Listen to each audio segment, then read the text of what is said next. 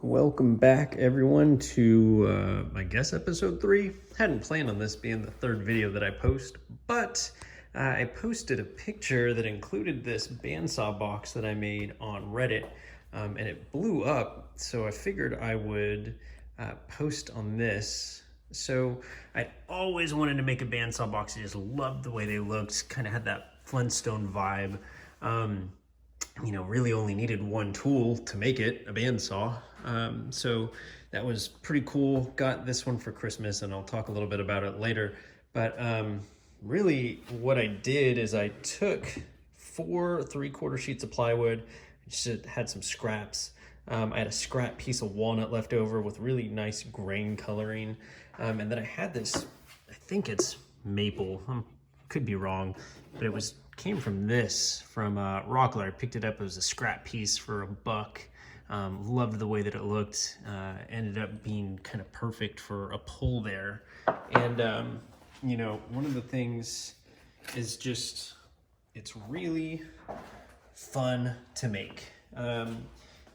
This was supposed to be an isosceles trapezoid. It did not come out that way. A lot of people will print templates off the internet and they will glue them on and they'll cut around that template on the bandsaw. I just drew the template on itself. I figured I was a geometry teacher for so long, I could make an isosceles trapezoid, it's no big deal. But upon cutting, without really any experience on a bandsaw at all, I realized it is not as easy as some people make it look, even with the right blade. And so that's the shape I got. But, this is just for me, it didn't have to be perfect. But you'll notice, with the template, not with the template, but you just cut everything and then glue it all back together. So this chunk right here is actually just the inside of this drawer that I cut out. And then I glued the front and the back together again. Kind of the same thing here. This back, you just make a cut with the bandsaw, do all your other cuts hollowed out, then you glue it back on. You'll notice my cuts were not perfect, so I used some Star Bond that I showed in another video, this black rubberized Star Bond here, and the accelerator, and that is great. It fills all those holes super easy. I also would have used wipe-on poly and wet sanded till I got kind of a slurry to fill that in. Except when I went to finish this, I was out of wipe-on poly and I didn't want to wait anymore, so I just used this stuff actually.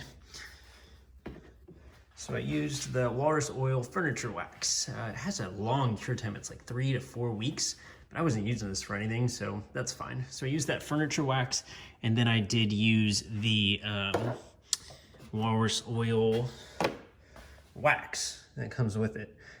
Really like this stuff. I feel like they're a good company.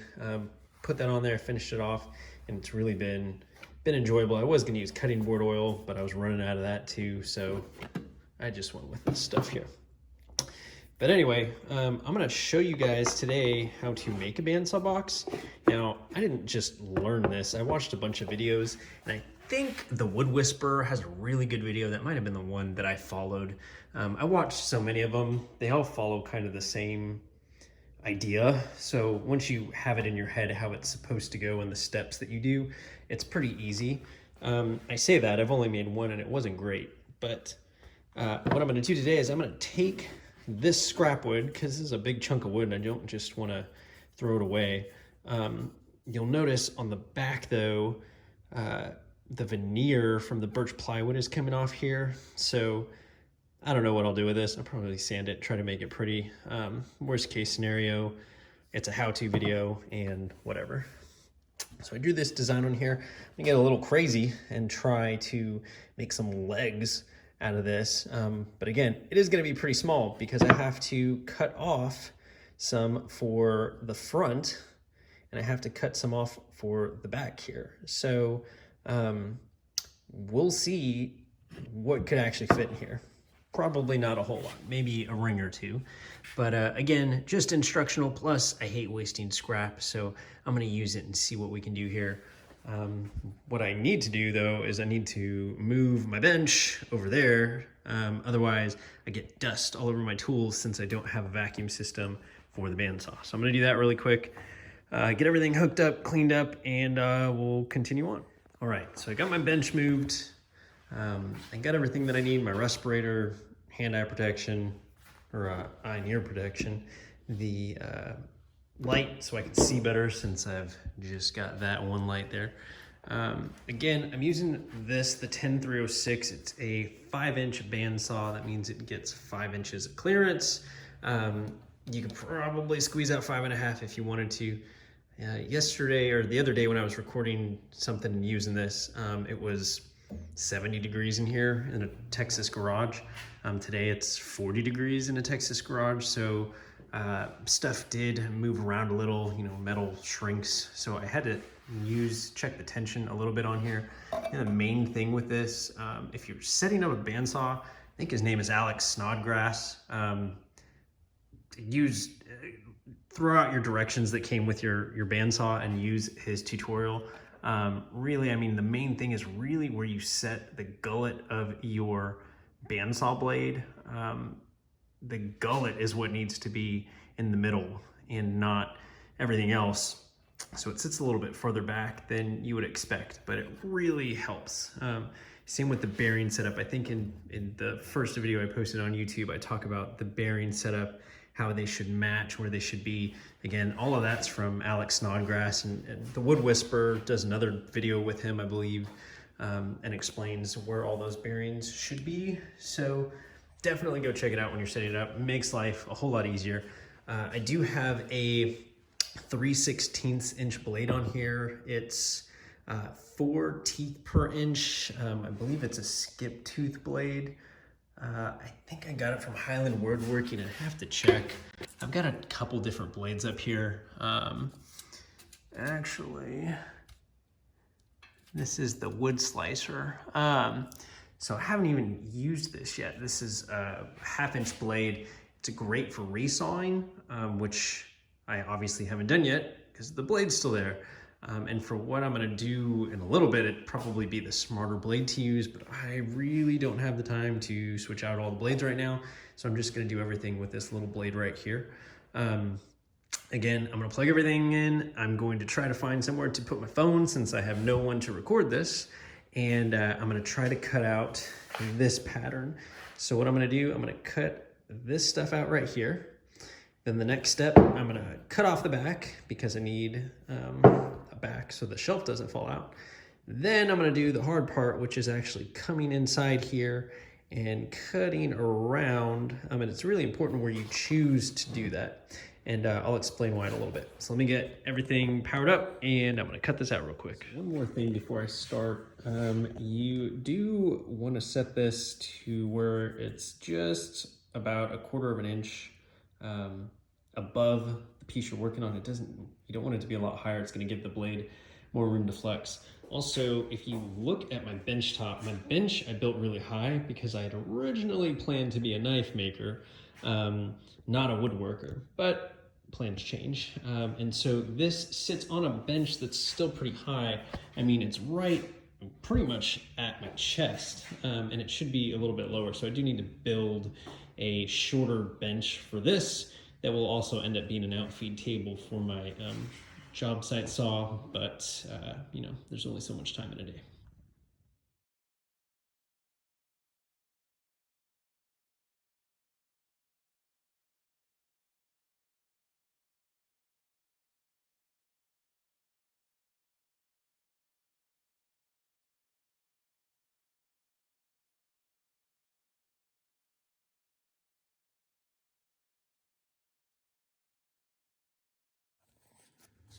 All right, so I came out of that with more mistakes than I wanted to, but about, you know, whatever, it's expected. So I got this cut pretty decent. This cut I had to take off a little bit more than I wanted to. You'll notice, I mean, if you don't make great cuts with a bandsaw or you turn the wrong way, which I frequently do, you'll gouge kind of that right there. I smoothed it as much as I could with that. I don't have an oscillating sander, so I'm probably just gonna have to take that as it is, which sucks. Kind of the same thing happened up here, really trying to round that out. I don't want to take too much of this out, so instead of kind of cutting into it, I'll just sand my face off to try to get these out of here. But again, other than that, whatever, it's practice. I'm gonna go a step further. I'm going to try to actually cut some of these legs out here so that I have 4 individual legs. We'll see if that works or if I just make a total mess of this.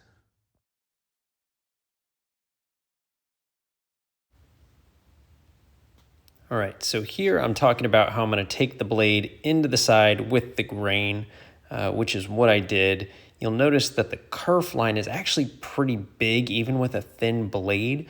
So all the turns that I make inside are gonna be exaggerated, and you wanna just try to do as best as you can. In this, I'm probably just saying I'm gonna cut off the front and the back and take it to the bandsaw. And then from that point on, yeah, I think I recorded in normal speed after that.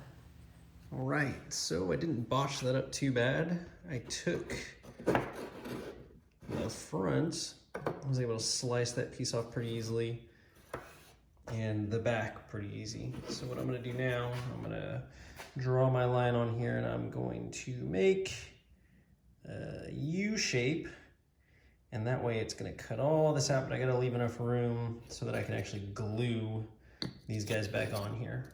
So I'm gonna do that real quick, cut that out, and then do my least favorite thing, which is gluing all this up without screwing it up too bad.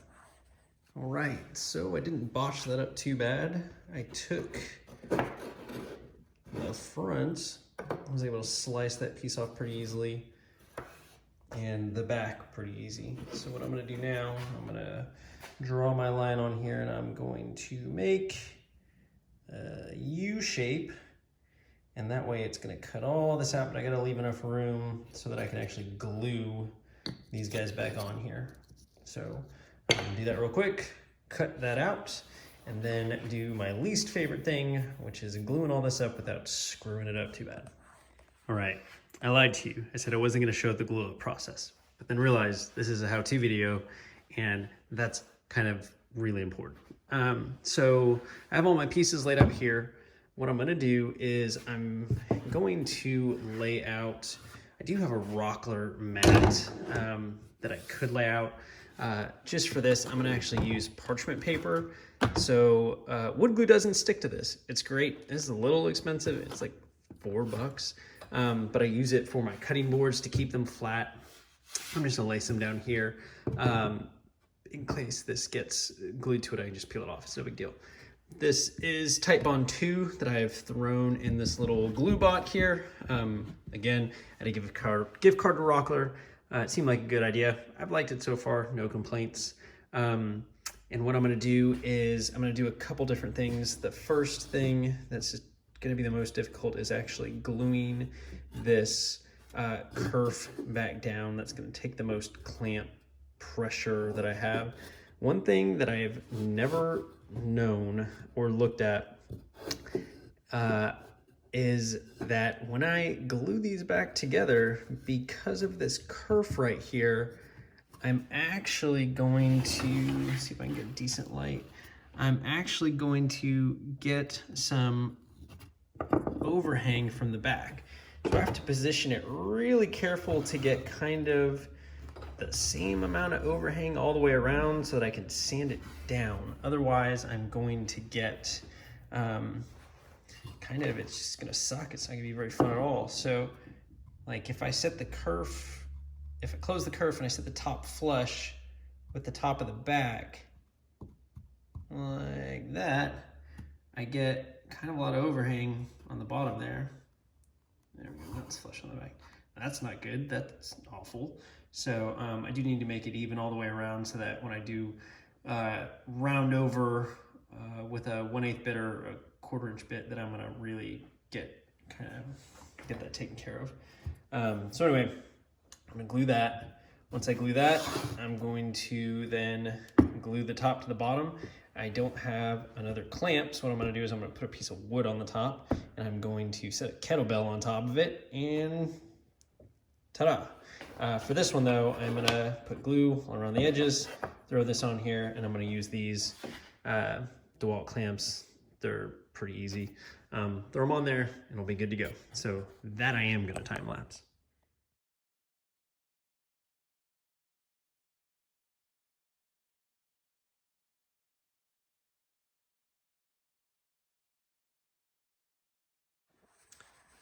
Okay, so we've got this guy in the clamp here. Gluing that together. I'm gonna let it sit there for about 15 minutes. Then I'm gonna take this guy right here. You can get him at Rockler, you can get him at Lowe's, Home Depot. I recommend them though. I'm gonna scrape that off once that glue dries a little bit. Then I'm gonna put the back on, but I need to wait for that to set for a little bit. This I took and I got the front part on there pretty good. I do have a gap, so I'm gonna have to fill that with something. But for the most part, she's in there fine. So I'm gonna let this again set for a tiny bit until it feels ready. Then I'm gonna glue that back part on and clamp it together and call it a night. From that point, it's the finishing and the sanding that's pretty brutal. The thing that's hard is that, you know, sanding inside of this. A lot of guys and gals won't do that. They'll flock it. They'll put a special type of glue, and then they'll put this black powdery stuff in there, and they'll flock it to hide any imperfections. It looks really nice. I don't own any of that stuff, so I'm not gonna do it. But you know, that's something that would make a lot more sense in this situation. But most of my time is going to be spent just roughing, sanding all the rough spots and getting it to be able to fit nice and tight inside there. But yeah, I'm gonna finish gluing this up, and then I'm gonna wait 24 hours. Right, so I've got the back glued on here. I've got that kerf line that I made, that's drying. Again, I'm gonna have a little overlap here on the bottom instead of the top, but that's fine. That'll be the least seen part. Again, I'm gonna have to figure out a way to make the back pretty here. I might just paint it, who knows. But I'm using my other clamp for this over here. So what I'm going to do, and I've done it before, is I'm just going to sit that piece of pine on top, and then I'm going to take a 15-pound kettlebell and put that on the top there to give it that clamping pressure. Now, obviously it's not 300 pounds of clamping pressure, but it's just the back of a bandsaw box, and isn't gonna see a whole lot of force, so should be fine as is. Did it on the nice pretty bandsaw box. So with that, that's about all I can do for the next 24 hours. You know, that was kind of the hard part. It was a really small piece of scrap, so it was harder than on a bigger piece of scrap where I have a lot more room to, you know, make something from. So all my mistakes on a small piece are magnified more than I'd like them to be. But, you know, tomorrow is all the sanding, just tons of sanding to try to shape it the way that I want and make it useful. So again, 24 hours, y'all be good. Go maybe do this part, and we'll finish up later. Bye.